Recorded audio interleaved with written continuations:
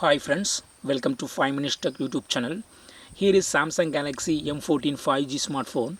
In this video, you will learn how to lock home screen layout in your phone Samsung Galaxy M14 5G.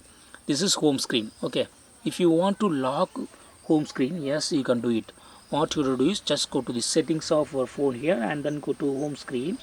Then here select lock home screen layout option. Just turn on this button.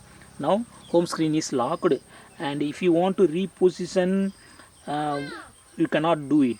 Okay, reposition any app. If you want to reposition any app, you cannot do it because home screen is locked. Okay, you cannot you cannot uninstall too. Okay, if you click on uninstall home, it will say that the home screen layout is locked. Okay, so in this way you can easily lock home screen layout. Suppose if you want to remove locking, again go to the settings and go to home screen, then go to lock home screen layout, and click on turn off this button.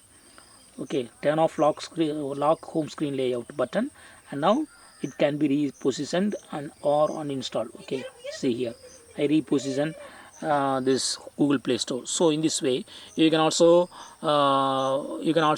lock or unlock home screen layout. Okay, that's all friends, thanks for watching, bye.